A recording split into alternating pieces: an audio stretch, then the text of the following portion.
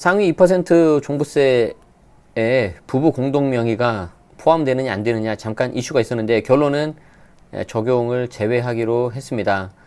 똑똑해지는 방송 채널 제네시스 박에서는 왜 부부 공동명의 1주택자는 적용해서 제외되는지, 그리고 그러면은 이제 정말 공동명의가 유리한지 단독명의가 유리한지, 왜냐면 9억에서 10억으로 올라가니까요. 상위 2%로 올라가니까요. 그래서 거기에 대한 내용을 제가 보도록 하겠습니다. 기사 2개 가져왔는데 첫 번째 기사를 좀 자세하게 보겠습니다. 동아일보에서 가져왔고요. 2021년 6월 28일자 기사입니다. 주혜진 기자님이 작성하신 거네요. 자, 광고 없애고 보겠습니다. 자, 상위 2% 종부세 부부 공동명의 1주택자는 적용해서 제외하기로 했다. 단독명의 기준 세액 납부 가능해져. 올해까지는 공동명의 유지가 유리하다. 내년부터는 단독 공동 유불이 따져봐야 된다. 자, 왜 이런 헤드라인 서머리가 나왔는지 한번 보시고, 내년부터는 단독 공동 유불이 따져봐야 된다고 기사에는 나왔지만 이게 말처럼 명의를 단독에다가 공동에다가 막 쉽게 바꿀 수 있는 게 아니거든요. 그런데 1주택자라면은 공동명의가 유리합니다. 왜 그런지 한번 살펴보도록 하겠습니다. 전제 조건은 1주택자입니다. 자, 1주택자 종부세 과세 기준. 자, 단독명의. 현재는 공시가격 9억 초과 고령자 장기 보유 공제가 적용이 되는데, 개편안은 상위 2% 공시가격 초과로 바뀐다. 올해는 약 11억 원이 되는 거고요. 공동명의 같은 경우에는 공시가격 12억 초과인 경우에 세금이 나오는데 고령자 장기 보유 공제의 미적용이죠. 그런데 재미있는 게 올해부터는 단독명의 기준으로 선택이 가능해요. 자, 그래서 개편안은 이 경우에까지 공동명의까지 추가 혜택을 주는 거는 좀 안 해도 될 것 같다 해서 그냥 현행과 동일하게 이렇게 가는 걸로 바뀌었습니다. 자, 이거 뒤에 이제 기사에 나오는데 어떤 내용인지 미리 살짝 알고 보시면 훨씬 더 쉽거든요. 그래서 제가 좀 설명을 드려보도록 하겠습니다. 잘 따라오세요.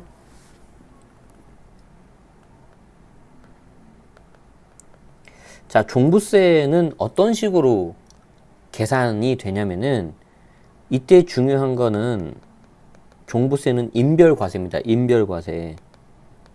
그러니까 과거 부부 합산을 했다가 이게 위헌 판결 받아가지고 개인별, 명의별로 따로 가야 된다. 그러니까 남편이라고 해도 남편, 부부라고 해도 남편 따로, 아내 따로 이렇게 가는 거거든요. 그런데 여기서 이제 조건이 있어요. 1세대 1주택자인 경우에 인별 과세라고 했는데, 또 이 경우에는 또 세대 기준으로 1주택자인 거를 또 이렇게 따져요. 가지고 단독 명의가 있고요. 공동 명의가 있습니다. 이렇게 두 가지로 나뉩니다. 자, 단독 명의면은 가지고 있는 집 한 채잖아요. 한 채. 한 채이기 때문에 여기에서 공시가에서 6억을 빼줘요. 그런데 단독 명의이기 때문에 추가로 3억을 더해줍니다. 그래서 9억이 빠지는 거예요. 그리고 여기에다가 공정시장 가액 비율을 곱하는데 올해 95%거든요. 근데 앞으로 이거는 90%로 내린대요. 그냥 디폴트 시키겠대요. 원래 80이었어요. 80에서 85, 90, 95, 그리고 내년 100으로 가는 거였는데 90으로 내린다고 합니다. 자, 그리고 여기에다가 뒤에다 이제 세율을 곱하는 거예요. 비로소. 그러니까 단독명, 1세대 1주택 단독명의로 했을 때의 장점은 뭐냐면은 추가로 3억을 더해준다는 거. 그래서 9억까지 빠진다는 거. 요게 있고, 또 하나가 뭐가 있냐면은 여기에다가 고령자, 그리고 장기 보유에 대한 세액 공제를 해줘요. 이거는 1세대 1주택 단독명의만 해주는 거예요. 그렇기 때문에 이게 간혹 가다가 역전되는 경우가 있거든요. 공동명의보다 단독이 더 유리한 경우. 자, 그럼 공동명의는 어떻게 되는 거냐? 공동명의는 집이 당연히 이제 우리는 지금 전제 조건이 1세대 1주택자예요. 이거 착각하시면 안 돼요. 지금 다주택자는 해당 없어요. 1세대 1주택자인데 이 1세대 1주택에서 6억을 빼주지 않겠습니까? 그리고 공정시장 가액 비율을 곱하고 세율을 곱하는 건데, 이때 인별 과세니까 남편 지분 이렇게 하고요. 아내 지분 똑같이 이렇게 해주는 거예요. 이런 식으로. 그러니까 토탈 공동명의로 하면은 1인당 6억, 6억이니까 이게 12억이 되잖아요. 그래서 전체적으로 보면은 절세 효과가 12억까지 가니까 좀 더 많이 내려가는 효과가 있긴 있어요. 그런데 이때 공동명의는 뭐가 재밌냐면은 요 고령자 장기보유 세액공제 이거는 받을 수가 없어요. 그래서 작년 2020년도에 하반기 때 여기에 대해서 좀 이슈가 터졌어요.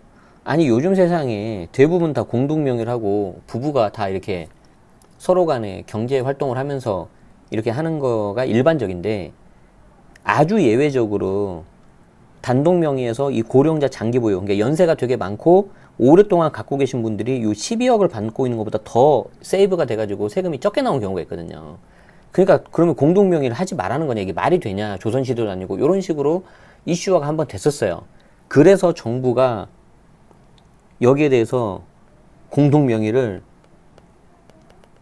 21년도부터는 선택 가능하게 해줘 버렸어요. 어떻게 선택하게 했냐면은 단독 명의였을 때, 공동 명의였을 때 9월 달에 선택 가능하게 해줘 버렸어요. 9월 달에. 그러니까 결과적으로는 어떻게 된 거예요? 결과적으로는 내가 1세대 1주택자인데 단독이냐 공동이냐, 그럼 공동 명의가 거의 무조건 유리해요. 거의 무조건.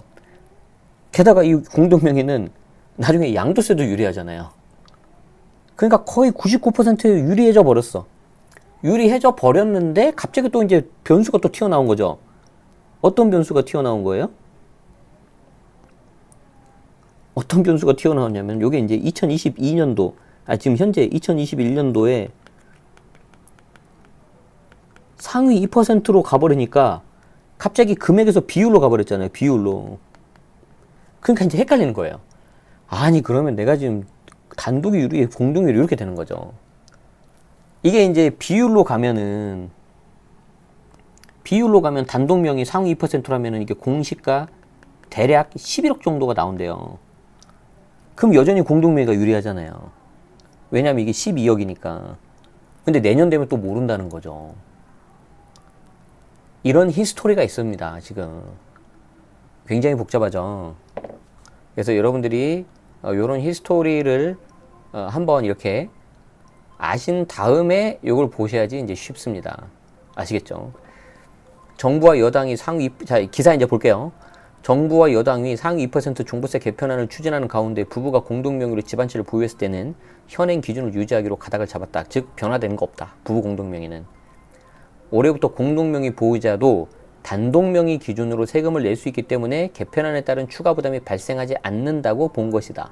그러니까 공동명의 1세대 1주택 공동명의 같은 경우에는 선택을 할 수가 있으니까 단독일 때하고 공동일 때하고 선택권이 있기 때문에 굳이 여기서 또 추가 혜택을 주는 거는 아닌 것 같다. 이렇게 돼버린 거죠. 자, 27일 동아일보 취재를 종합하면 기재부와 더불어민주당은 이제 기획재정부는 정부고 더불어민주당은 이제 여당이죠. 1주택자의 종부세 부과 기준은 현행 공시가격 9억에서 매년 상위 2%로 완화하되 공동명의 1주택에 대해서는 현행 기준을 유지하기로 했다. 지난달 민주당이 개편안을 처음 공개했을 때 공시가격 12억 원 초과부터 종부세를 내는 공동명의 1주택에 대해서는 별도 정하기로 했는데 당정은 현행 기준을 유지한 쪽으로 잠정 결론했다. 이것도 공동명의 같은 경우에는 각각 6억, 6억이니까 12억인데 단독명의가 9억에서 상위 2%로 가니까 대략 11억 정도 올라가니까 그러면 공동명의도 뭔가 더 올려야 되지 않냐라고 별도로 정하려고 하다가 다시 그냥 현행 기준 유지 단독명의 하면 되니까 이렇게 돼버린 거예요. 그러니까 이게 모든 그 혼란의 시작은 상위 2%, 상위 2%. 이게 금액이 아니라 비율로 정해지니까 이런 혼선이 생기는 거죠. 이거는 지난번에 영상에서도 한번 제가 말씀드렸었죠. 정부 관계자는 공동명의 보유자는 자신이 원하면 단독명의 기준으로 세금을 줄 수 있기 때문에 오히려 더 유리한 상황이다. 자, 현재는 집안채를 부부가 나눠 가진 공동명의 보유자는 종부세법상 1가구 1주택에 해당하지 않는다. 자, 이제 이게 좀 논란이 되고 있는 거죠. 이게 현재는 집안채를 부부가 나눠 가진 공동명의 보유자는 종부세법상 1가구 1주택에 해당하지 않는다. 근데 이거는 종부세법상. 왜냐하면 가지고 있는 지분을 각각 하나씩 보니까. 그런데 이 부부니까 취득세나 양도세는 같은 세대 내면은 이거를 하나로 봐가지고 1주택으로 보거든요. 이게 우리를 힘들게 하는 건데, 이게 무슨 말씀이냐면은 요거예요. 자, 내가 이렇게 집이 한 채가 있습니다. 이렇게. 자, 남편이 지분 0.5를 가지고 있고요. 50%. 아내도 0.5를 가지고 있습니다. 자, 그러면은 이게 취득세와 양도세는 같은 세대로 보니까 한 채로 보는 거죠. 아니, 지금 이게 각각 하나씩 해가지고 두 개 하면 두 채가 되는 건가요? 지분 하나밖에 없는데? 그런데 이 종부세는 지분을 가지고 있으면 하나, 각각 따라 하나 이렇게 되는 거죠. 왜냐하면 여기는 인별과세거든요. 인별과세. 그러니까 이때는 남편하고 아내가 합쳐지지가 않는 거예요. 각각 하나씩 보고 있다고 보는 거예요. 그런데 이걸 합쳐서 두 개라고 보는 것도 아니거든요. 근데 중요한 건 뭐냐면 종부세에서는 거기에 대해서 분명히 차등을 두고 있어요. 아까 말씀드렸잖아요. 여기 보시면은 종부세 같은 경우에는 단독 명의면은 6억에서 3억을 더해줘서 9억까지 빼줘요. 그러니까 이 경우에는 1세대 1주택 단독 명의, 그러니까 순수하게 하나 가지고 있을 때만 이런 혜택을 준다는 거고, 1세대 1주택인데 세대 기준으로는 1주택인데 각각 공동명의 해가지고 각각 0.5, 0.50% 가지고 있으면은, 물론 지분은 다를 수 있습니다. 그때는 각각 따로따로 갖고 있다는 거죠. 그러니까 셈법이 희한해진다는 거죠. 그러면은 부부가 집 한 채씩 가진 다주택자로 이거는 종부세만 그렇습니다. 제가 거듭 말씀드리는데 취득세, 양도세 이렇게 하는 건 또 아니에요. 헷갈리시면 안 됩니다. 저도 이거 너무 좀 황당해요, 지금. 자, 기본공제를 다주택자 기준으로 1인당 6억씩, 부부 합산 12억까지 받을 수가 있다. 그렇기 때문에 사실 이거를 다주택자를 기준으로 해서 1인당 6억씩 하는 거거든요. 그러니까 만약에 이거를 그럴 리가 없는데 3분의 1씩 예를 들어서 남편, 아내, 자녀 이렇게 3명이서 공동 명의로 하잖아요. 그러면 또 1인당 6억씩 쪼개져요. 그럼 토탈 18억까지 갈 수 있어요. 대신 이제 그때는 뭐가 문제예요? 자녀 명의로 3분의 1을 취득을 해야 되니까 그에 따른 자금을 낼 수 있는 자금 출처에 대한 이슈가 있겠죠. 증여 이슈 같은 게. 어쨌든 다주택자 기준으로 1인당 6억씩, 부부 공동명의라면 12억까지 받을 수 있기 때문에 총 9억까지 적용되는 단독명의 1주택자보다 종부세를 적게 낸다는 거죠.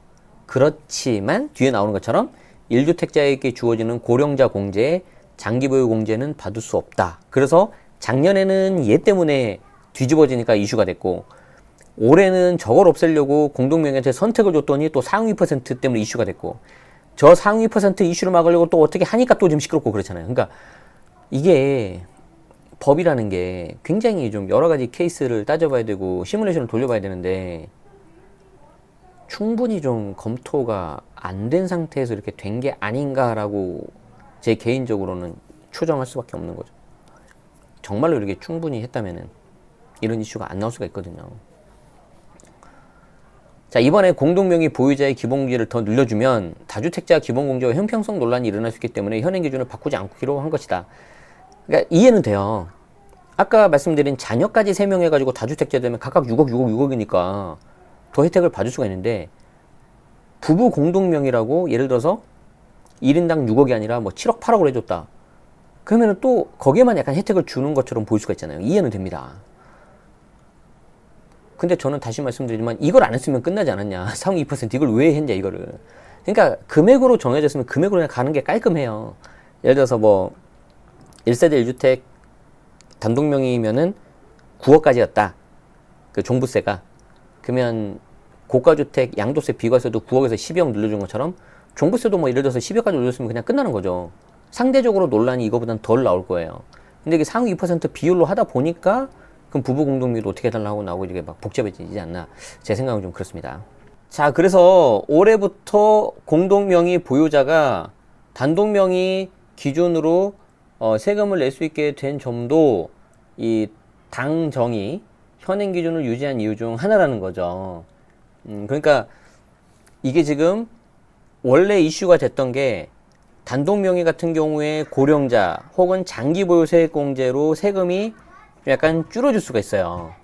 근데 공동명의를 많이 하는 추세인데 오히려 이렇게 역전되는 게 맞는 거냐라고 이슈가 됐고, 정부에서도 그걸 이제 문제의 심각성을 파악을 해서 이제 선택을 할 수 있게 해줬거든요.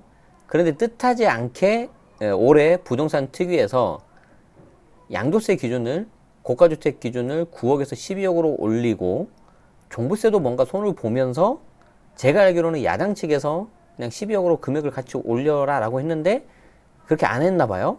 이제 또 뭔가 나름 이유가 있었겠죠. 가지고 그거를 금액이 아닌 상위 2%라는 비율로 가버린 거예요. 비율로 가버리면서 이런 일들이 생긴 겁니다. 예. 그래서 작년에 부부 공동명의가 크게 늘어났지만, 최근에 부부 공동명의가 크게 늘어났지만 집값이 계속 오르면서 일부 1가구 1주택자 단독명의인데 단독명의에만 있었던 고령자 장기보유 세액공제가 되니까 오히려 공동명의보다 세금이 줄어드는 이런 일이 나와서 불만이 커졌었다. 자, 그래서 정부가 아까 말씀드린 것처럼 공동명의 1주택자가 원하면 단독명의 기준으로 종부세를 내겠다고 신청할 수 있도록 해준 거죠. 이걸 이제 9월 달에 하는 거거든요. 12월 달에 납부가 되고 9월 달에 신청을 하라는 겁니다. 그래서 공동명의 같은 경우에는 9월 달이 되면은 그때마다 신청을 할 수가 있어요. 그래서 올해는 그래도 공동명의에서 12억을 세이브 받는 게 더 괜찮고, 세액공제 안 받더라도, 고령자 장기보유 세액공제 안 받더라도, 만약에 집값이 계속 오르면은, 그리고 오래 갖고 있거나 아니면 본인들 나이가 좀 많아지면은, 이때는 공동명의 12억보다는 단독명의 해가지고 고령자 혹은 장기보유 세액공제 받으면은 나올 수 있는데, 저것도 이제 어려워지는 게 생각해보니까 1세대 1주택자들은 상위 2%로 이제 한정이 되잖아요. 근데 내가 상위 2%로 결정이 되는 거를 언제 알 수 있어요? 6월 정도에 알 수 있는 거거든요. 매년 바뀌어요, 매년. 그러면 거기에 대해서 명단이 쫙 나오고 내가 대상자가 되면은 이제 9월 달에 되면은 공동명의 같은 경우에 단독으로 할지 공동으로 할지 선택할 수 있게 나오겠죠. 자, 이거 좀 약간 그림으로 제가 그래서 설명을 드려볼게요. 제가 설명을 하다 보니까 또 이제 이런 이슈들이 나올 것 같네요. 보니까. 자, 여기 보시면은 이렇게 되겠죠. 자, 지금 특위안이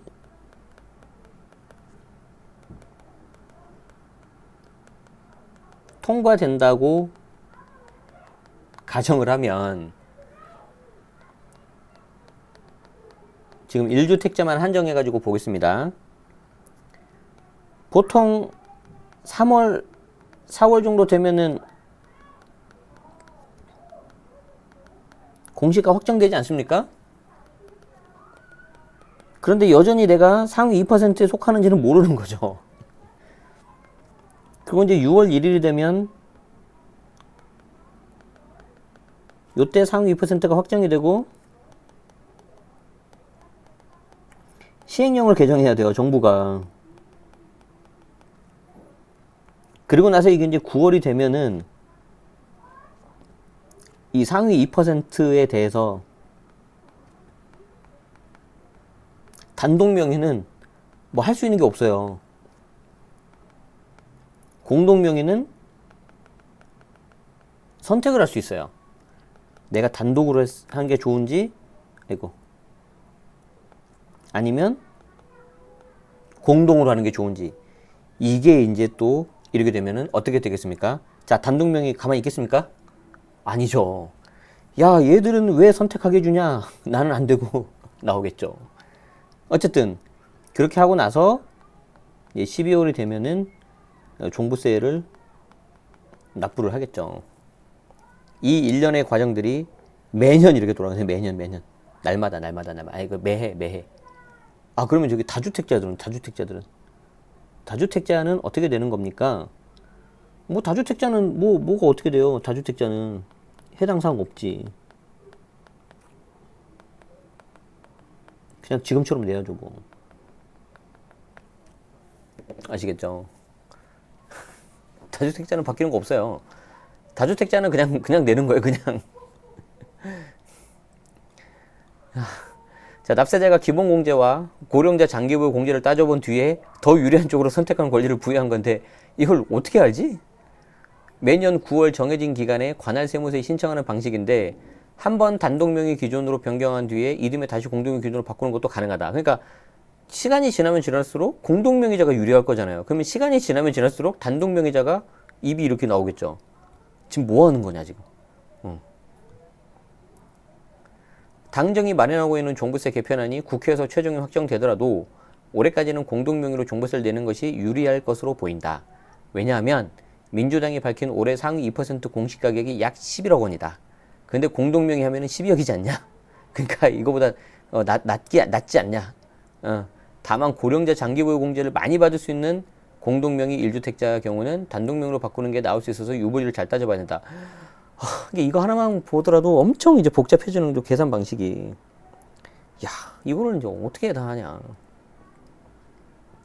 앞으로 집값이 계속 오른다면 내년부터는 공동명의보다 단독명의가 더 유리해질 가능성이 있다. 왜냐하면 공동명의는 12억까지만 딱 정해져 있잖아요.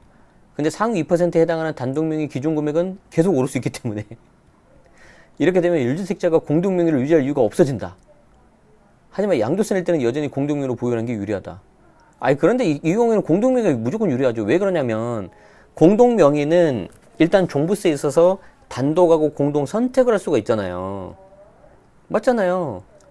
그리고 나서 내가 집값이 계속 오르면 단독명의로 바꾸면 되잖아요.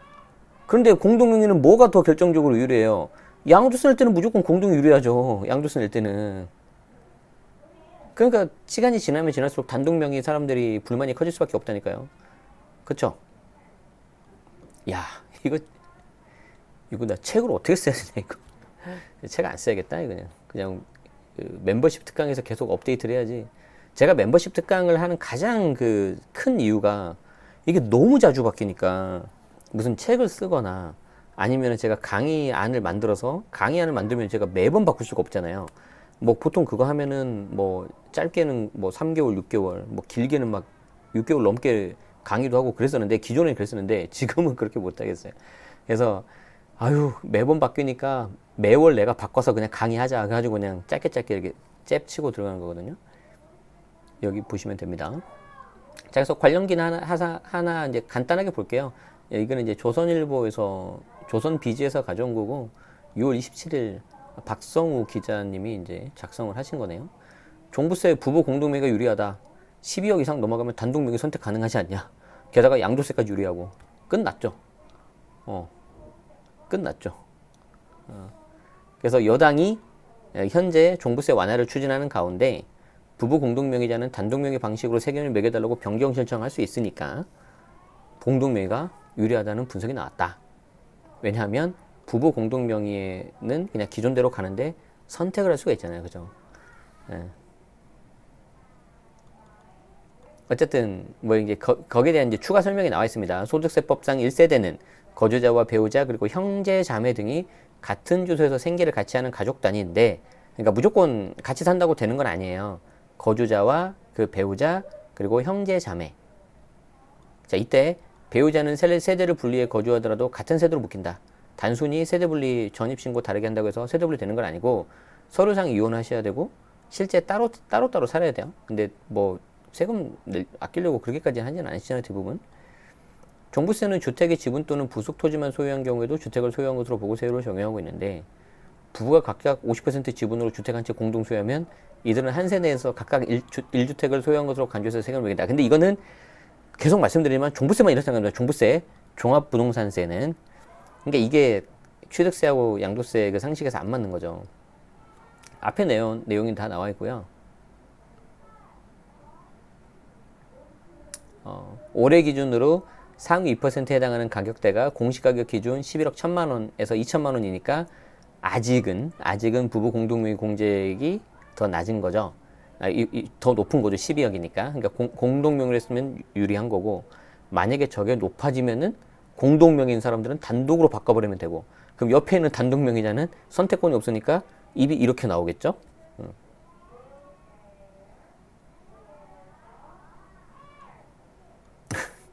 아무튼 재밌습니다. 네. 좀 황당합니다. 좀 약간. 예. 자, 그래서 오늘 내용은 여기까지인데, 지난번에도 한번 그 상위 2% 종부세 관련해가지고 제가 영상에서 설명을 드렸던 것 같아요. 상위 2% 종부세. 상위 2% 종부세가 이제 여기 이제 영상에서 제가 이제 그때 보여드리지 않았습니까? 상위 2% 종부세의 세 가지 치명적 약점. 요 영상을 보시면은 이제 더 많이 와 닿으실 건데, 공교롭게도 또 이번에 나온 영상이 이제 또 종부세 관련된 거네요. 근데 이제 다른 주제를 제가 좀 하려고 했었는데, 종부세가 이제 특히 부부 공동 명의에도 뭔가 혜택이 돼가지고 완화가 될 거냐 안 될 거냐, 이제 거기에 대한 질문들이 좀 많이 있으셨고, 때마침 이제 그에 대한 내용이 나와서 제가 좀 설명을 드렸는데, 여전히 안타까운 것 중에 하나는 이게 최종안이 아니라는 겁니다. 실제 법이 통과돼 봐야 됩니다. 그래서 어렵습니다. 저도 참 쉽지 않은 것 같아요. 여러분들은 오죽하시겠습니까? 그쵸? 자, 그래서 어쨌든 현재로서는 요 표로 좀 정리를 하시면 될 것 같아요. 1주택자. 자, 정리를 하겠습니다. 다주택자는 해당 사항 없습니다. 2주택 이상 다주택자는 해당 사항이 없고요. 1주택자만 해당 사항인데, 단독명의라면은 상위 2%로 간다. 그리고 1주택자 중에서도 공동명의라면은, 여기서 공동명의는 부부 공동명의라고 일단 좀 보세요. 그럼 각각 1인당 6억씩이니까 12억이 넘어야 된다. 고령자 장기보유 공제 미적용인데, 부부 공동명의 같은 경우에는 단독으로 또 선택할 수도 있다. 상황에 따라서 유리하게 하면 되겠다. 그러면 그에 따라서 선택을 못하는 단독명의자들의 불만은 더 높아질 것 같다. 거기에 대한 이야기가 또 나올 거다. 그 다음 기사는 거기에 대한 걸 제가 설명하겠죠.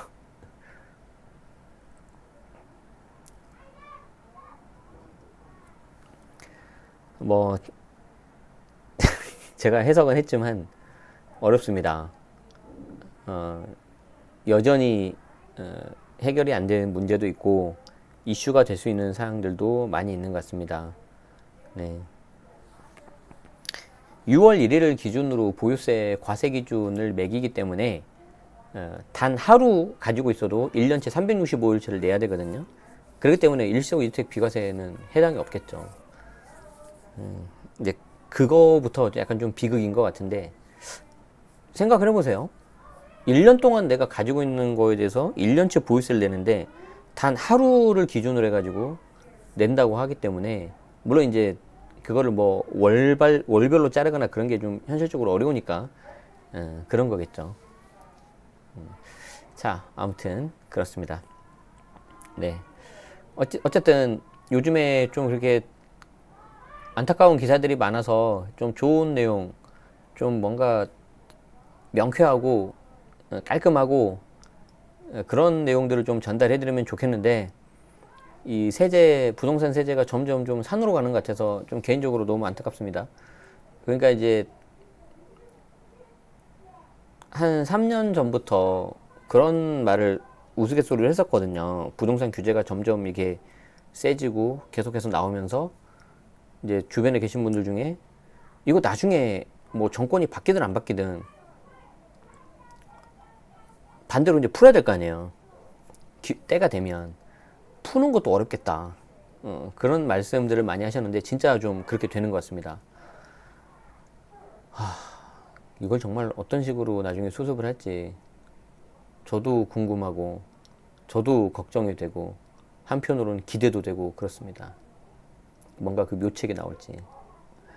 자, 오늘 여기서 마치도록 하고요. 중간에 좀 약간 방송 사고가 있었습니다. 요즘에 제 컴퓨터가 너무 열일을 해서 그런지 이 녀석이 잠깐 좀 이렇게 더위를 먹었나 봅니다. 많은 양해의 말씀 부탁드리고, 내일이죠. 6월 29일 화요일 오전 11시에 멤버십 분들을 대상으로 해서 명사 초청 특강, 그 안준혁 세무사님이 나오시는데 조합원 입주권 관련된 양도세 비과세 정리를 해드릴 겁니다. 입주권에 대한 정의부터 입주권 관련된 비과세 특례가 크게 세 가지가 있어요. 첫 번째, 입주권만 가지고 있었을 때 비과세 되는 거, 이제 89조 사항에 있는 거고, 주택이 있는데 입주권을 샀다. 그 경우에 비과세가 되는 케이스. 그리고 내가 집을 가지고 있었는데 그게 재개발 재건축이 진행이 되면서 대체주택을 샀을 때 그 대체주택 비과세 어떻게 할 거냐. 단순히 이론만 많이 하시는 게 아니고 이쪽 관련해서 실무 굉장히 많이 해보셨다 그래요. 그래서 혹시 내가 좀 내용도 좀 듣고 이분하고 뭔가 상담도 받고 한번 찾아가 뵙고 싶다 그러시면은 내일 한번 여기 멤버십 명사 초청 특강에서 여러분들 한번 궁금하신 거 잘 해소해 보시면은 좋을 것 같습니다. 저도 최근에 이제 그쪽 보면서 잘 모르면은 이제 특히 이제 그분한테 이제 안준영 세무사한테 문의 드리고 하는데 굉장히 좀 명쾌하게 답변도 잘 주시고 그러셔가지고 내일 아마 만족하실 것 같고요. 결정적으로 뭐가 있냐면은 미남입니다. 보니까요, 이게, 잘생기셨어요. 잘생기셨어요.